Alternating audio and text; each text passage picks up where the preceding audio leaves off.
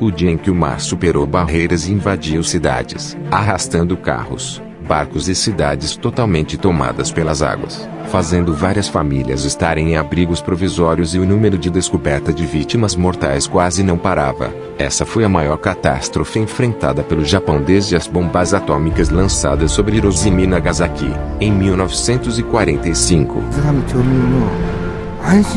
Tudo começou no dia 11 de março de 2011, numa sexta-feira, que dificilmente será esquecido pelos japoneses.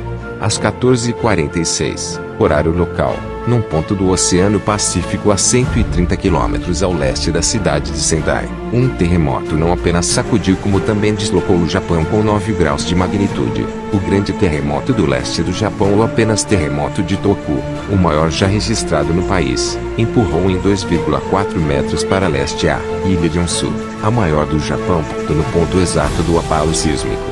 24,4 quilômetros abaixo do fundo do mar, o atrito entre as placas tectônicas da Eurásia e do Pacífico causou a maior movimentação de terra já registrada num terremoto, de 50 metros, no abalo de 2004. No Índico, ela foi de 25 metros. Essa movimentação forçou o mar para cima, causando tsunami, uma série de ondas gigantes. O Japão, acostumado a grandes tremores seguidos de destruição em larga escala, como em Tóquio, em 1923, em Kobe, em 1995, o Japão começava a enfrentar uma sucessão de eventos inéditos em sua história. O terremoto em si já era excepcional mesmo para padrões japoneses. A área do país mais atingida foi a região de Tohoku. Em sua capital, Sendai, as pessoas que estavam nas ruas rapidamente perceberam que não havia para onde fugir. Muitas pessoas tentavam escapar de pedaços de edifícios que caíam sobre a calçada e trabalhadores apavorados em escritórios, onde objetos imóveis eram lançados ao chão. A longa duração do tremor, cerca de 6 minutos, tornou o momento ainda mais assustador. Só para ter noção, o Japão é considerado o país mais bem preparado do mundo contra terremotos.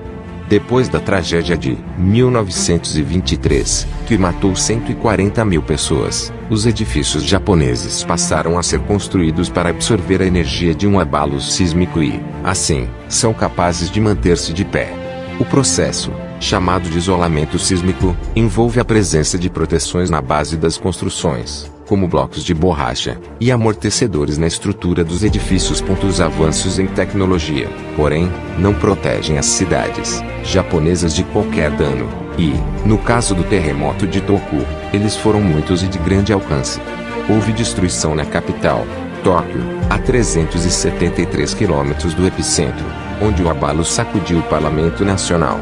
A leste de Tóquio, na cidade de Ishihara, o abalo fez com que uma refinaria pegasse fogo e explodisse.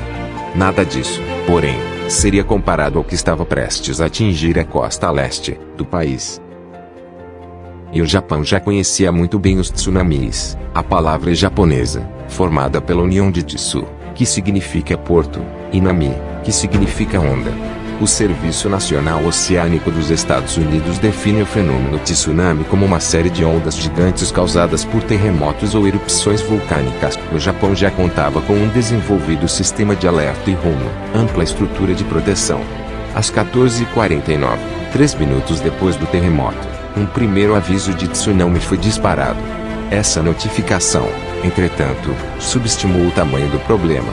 A magnitude do terremoto foi inicialmente estimada em apenas 7,9, e acreditava-se que as ondas que pudessem chegar à costa teriam alturas entre 3 e 6 metros. Na verdade, como se veria pouco depois, as ondas chegaram a 10 metros de altura, em alguns pontos até 15, e o abalo havia sido muito mais intenso, de 9 graus de magnitude. Essas falhas no aviso ficariam claras durante uma investigação sobre a tragédia. Um relatório da Agência Meteorológica do Japão, produzido em outubro de 2013, disse que os erros do alerta inicial podem ter contribuído para o alto número de vítimas. Isso pode ter levado algumas pessoas a pensar que as ondas do tsunami não ultrapassariam as muralhas de proteção e possivelmente contribuiu para demoras na evacuação.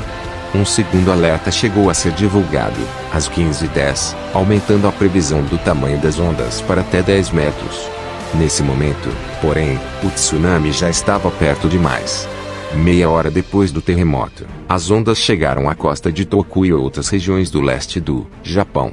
Do alto de prédios muitos japoneses viam, impotentes, o momento em que as primeiras ondas venciam os muros de proteção como se estes não existissem. Paredes de água invadiram as cidades do litoral, carregando e destruindo barcos, carros e casas, que de longe pareciam de brinquedo. O porto e o aeroporto de Sendai foram totalmente tomados pelas águas. Embarcações, aeronaves, helicópteros, caminhões, vans e outros automóveis eram facilmente arrastados pelas ondas. Muitos momentos foram registrados por câmeras japonesas, e imagens que impressionaram o mundo. Cerca de 250 quilômetros ao norte de Sendai, o tsunami chegava à cidade de Miyako, onde a destruição foi igualmente espantosa. A montanha de água negra do mar logo venceu as barreiras de 5 metros de altura, arrastando com ela carros, barcos, casas e os postes de eletricidade. No dia seguinte, 12 de março, as equipes de resgate esforçavam-se para encontrar sobreviventes e retirar pessoas de regiões alagadas. Segundo o balanço da BBC News, cerca de um terço da cidade de Kezenuma, em Miyagi, de 74 mil habitantes, estava submersa, e havia vários focos de incêndio. Na província de Iwate, a cidade de Rikuzentakata, de 23 mil habitantes, havia sido totalmente tomada pelas águas, e mais de 300 corpos já haviam sido encontrados. Os serviços de monitoramento de abalos sísmicos haviam registrado 125 tremores secundários, decorrentes do grande terremoto, um deles de 6,8 de magnitude. O total de construções destruídas, completa ou parcialmente, chegava a 3,4 mil. 5 milhões e meio de moradias estavam sem eletricidade. Mais 200 mil pessoas estavam em abrigos provisórios, entre muitos outros aspectos da tragédia.